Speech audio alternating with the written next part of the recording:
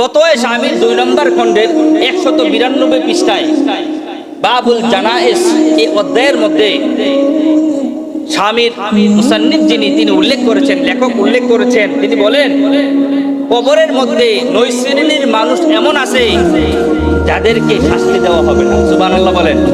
কবরে 9 শ্রেণীর মানুষ এমন আছে যাদেরকে কোনো শাস্তি দেওয়া হবে না, এমনকি তাদেরকে কোনো প্রশ্নও করা হবে না। সুবহানাল্লাহ।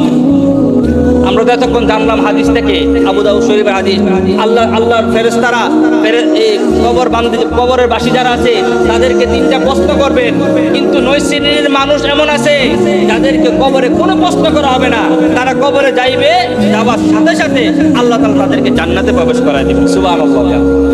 যেহেতু সময় একবারে স্বল্প, সংক্ষিপ্ত আকারে ওই 9 শ্রেণীর মানুষের কথা বলে দেই। 1 নম্বর নবীগণ, নবীদের কবরে কোনো প্রশ্ন করা হবে না। আকীদার কিতাবের মধ্যে আছে আল আমবিয়া ওয়া আহইয়াউন ফি কুবুরিহিম ইউসাল্লুন। যত নবী আছে আদম আলাইহিস সালাতু ওয়াস সালাম থেকে নিয়ে মুহাম্মাদুর রাসূলুল্লাহ সাল্লাল্লাহু আলাইহি সাল্লাম পর্যন্ত কোন নবী কবরে মৃত নয়, জীবিত।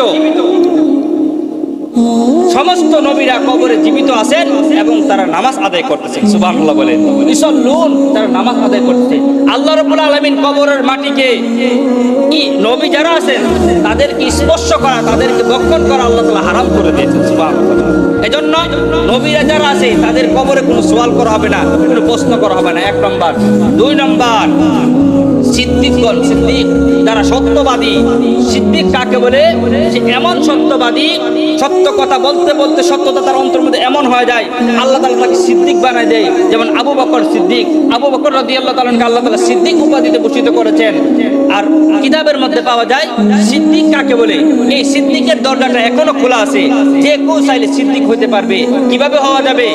কিতাবের মধ্যে পাওয়া যায় কোনো বান্দাকে যদি কোনো সুন্দরী রূপসী মেয়ে তাকে কুপ্রস্তাব দেয়, খারাপ কাজ করার জন্য প্রস্তাব দেয়, আর ওই বান্দা যদি নিজেকে আল্লাহর কথা স্মরণ করে আল্লাহর ভয়ে ওই বান্দা যদি এই গুনাহ এবং জিনা থেকে বিরত থাকতে পারে, আল্লাহ তাআলা ওই বান্দাকে সিদ্দিক উপাধিতে ভূষিত করেন। সুবহানাল্লাহ।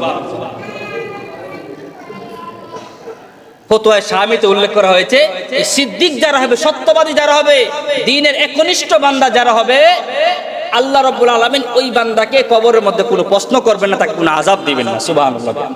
3 নম্বর শহীদ, যারা নিজের জান মানকে আল্লাহর জন্য কুরবান করে দিয়েছে, দ্বীনকে প্রতিষ্ঠা করার জন্য যুদ্ধ করতে করতে নিজের জীবনটাকে আল্লাহর জন্য কুরবান করে দিয়েছে, ওই বান্দাকে কবরের মধ্যে কোনো সওয়াল করা হবে না। আল্লাহ রাব্বুল আলামিন কোরআনে কারীমে ইরশাদ করেন, ওয়ালা তাকুলু লিমান ইউকতালু ফি সাবিলিল্লাহি আমওয়াত বাল আহইয়াউন ওয়ালাকিন লা তাশউরুন। দুনিয়ার মানুষ যারা আল্লাহর জন্য জিহাদ করে, যারা আল্লাহর জন্য নিজের জীবনকে কুরবান করে, তার জান মালকে কুরবান করে দেয়, তাদেরকে তোমরা মৃত বলো না। তারা তো মৃত নয়, তারা জীবিত, অথচ তোমরা জানো না। সুবহানাল্লাহ বিহামদিহি। যারা শহীদ তাদেরকে কবরে কোনো প্রশ্ন করা হবে না। 4 নম্বর নাবালক বাচ্চা। অনেক বাচ্চা এমন আছে 1 বছর, 2 বছর, 3 বছর, 4 বছর, 5 বছর এমত অবস্থায় দুনিয়া থেকে বিদায় নিয়ে চলে যায়। রাসূল সাল্লাল্লাহু আলাইহি সাল্লাম বলেন, কুল্লু মাউলুদিন ইউলাদু আলাল ফিতরাতি আই ফিতরাতিল ইসলাম। প্রত্যেকটা নবজাতক সন্তান যখন জন্মগ্রহণ করে সে মুসলমান হয়েই জন্মগ্রহণ করে। সুবহানাল্লাহ বিহামদিহি। সে বালেগ হওয়ার আগে যদি দুনিয়া থেকে বিদায় নিয়ে চলে যায়, রাসূল সাল্লাল্লাহু আলাইহি সাল্লাম যখন মেরাজে গেলেন, রাসূল সাহাবীকে বলেন, ও সাহাবী শুনো, আমি যখন মেরাজে গিয়েছিলাম, মেরাজে যাওয়ার সময় 7ম আসমানে বাইতুল মামুরে গিয়ে দেখি মামুরের মসজিদের পাশে টেকটেকে একজন সুদর্শন, একজন বিরাট আকারের একজন ব্যক্তি বসে আছে। জানো তিনি কে? তিনি হলেন ইব্রাহিম আলাইহিস সালাতু ওয়াস সালাম। সুবহানাল্লাহ বলেন। এই নবজাতক সন্তান যারা দুনিয়া থেকে বিদায় নিয়ে চলে যায়, ইব্রাহিম আলাইহিস সালাতু ওয়াস সালামের কাছে ওই সন্তানগুলোকে আল্লাহ তাআলা দিয়ে দেন, আর ওদেরকে ইব্রাহিম আলাইহিস সালাতু ওয়াস সালাম কোরআন হাদিসের শিক্ষা দিয়ে তাদেরকে লালন পালন করেন। সুবহানাল্লাহ। এজন্য তাদের কবরে কোনো সওয়াল জবাব করা হবে না। 5 নম্বর, যারা ইসলামিক রাষ্ট্র যে আছে এই রাষ্ট্রের রক্ষণাবেক্ষণ করার জন্য যারা পাহারাদারি করে, যারা বর্ডার গার্ডের দায়িত্ব পালন করে, তাদেরকেও কবরে কোনো প্রশ্ন করা হবে না, তাদেরকে কবরে কোনো শাস্তি দেওয়া হবে না।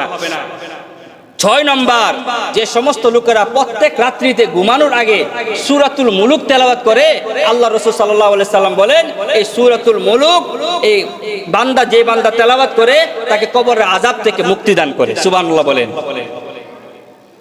হাদিস শরীফে আছে আল্লাহ রাসূল সাল্লাল্লাহু আলাইহি সাল্লাম বলেন, মুলুক তেলাওয়াতকারী বান্দা যখন কবরে চলে যায়, কবরে যাওয়ার পরে আযাবের ফেরেশতা শাস্তি দেওয়ার জন্য আসে। আযাবের ফেরেশতা যখন পায়ের দিক দিয়ে আসে, মুলুক সামনে দাঁড়ায় বলে, সূরাতুল মুলুক সামনে দাঁড়ায় বলে এদিক দিয়ে আসা যাবে না, কারণ এই বান্দা সূরা মুলুক তেলাওয়াত করত। যখন ডান দিক দিয়ে আসতে চায় ডান দিক থেকে বাধা দেয়, বাম দিক দিয়ে আসতে চাইলে বাম দিক দিয়ে বাধা দেয়, মাথার দিক দিয়ে আসতে বলে না, এদিক দিয়েও আসা যাবে না, কোনো দিক দিয়ে আসা যাবে না, কারণ এই বান্দা প্রত্যেক দিন আমি সূরাতুল মুলুককে তেলাওয়াত করত।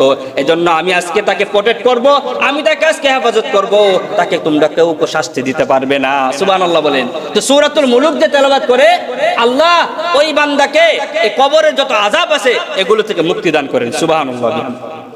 এরপরে 7 নম্বর, কোন বান্দা যদি অসুস্থ অবস্থায়, এমন অসুস্থ যে অসুস্থতা তার মৃত্যু ডেকে নিয়ে যায়, মৃত্যু হয়ে যায়, এমন অসুস্থ অবস্থায় যদি সূরাতুল ইখলাস বেশি বেশি তেলাওয়াত করে, মনে করেন অনেক মানুষ এমন আছে না, অসুস্থ হয়েছে, এই অসুস্থতাতে সে দুনিয়া থেকে বিদায় নিয়ে চলে গেছে, তো তার এই ফতোয়া শামিতে উল্লেখ করেছেন যদি কোনো বান্দা অসুস্থ হয়, এই অসুস্থ অবস্থায় ওই বান্দা যদি সূরাতুল ইখলাস তেলাওয়াত করতে থাকে, এই তেলাওয়াত করা অবস্থায় অসুস্থ অবস্থায় সে যদি দুনিয়া থেকে বিদায় নিয়ে চলে যায়, আল্লাহ তাআলা তাকে কবরে কোনো আযাব দিবেন না, তাকে কবরে কোনো সওয়াল জবাব করবেন না। সুবহানাল্লাহ বলেন। এজন্য আমরা যখন অসুস্থ হব বেশি বেশি সূরা ইখলাস, কুল হুয়াল্লাহ সূরাটা আমরা বেশি বেশি তেলাওয়াত করব। 8 নম্বর, কোন প্লেগ রোগ, মহামারী, এই সমস্ত রোগে যদি কেউ মারা যায়, অনেক সময় বিশাল আগের জমানাতে হইতো, এখন খুব কম হয়, যেমন করোনা ভাইরাস, এখন হামটিকার মহামারী, এই যে কিছু মহামারী আছে, এই মহামারীতে যদি কোনো এলাকাতে আক্রান্ত হয়ে যায়, আর কোনো বান্দা যদি আল্লাহর উপর ভরসা করে ওই এলাকা থেকে পলায়ন না করে ওই এলাকাতেই থাকে, আর এমত অবস্থায় সে যদি মৃত্যুবরণ করে, রাসূল সাল্লাল্লাহু আলাইহি ওয়াসাল্লাম বলেন আল্লাহ তাআলা ওই বান্দাকে শহীদি মর্যাদা দান করেন। সুবহানাল্লাহ বিহামদি। আর যে ব্যক্তি শহীদ হয় তার কবরে কোনো সওয়াল জবাব নাই, তার কবরে কোনো আযাব গজব নাই। সুবহানাল্লাহ বিহামদি। এরপরে 9 নম্বর, যে ব্যক্তি জুমার দিন অথবা জুমার রাত্রিতে মৃত্যুবরণ করে, রাসূল সাল্লাল্লাহু আলাইহি ওয়াসাল্লাম বলেন মা মিন মুসলিমিন ইয়ামুতু ইয়াউমাল জুমআতি আও লাইলাতাল জুমআতি ইল্লা ওয়াকাহু আল্লাহু মিন ফিতনাতিল কবর।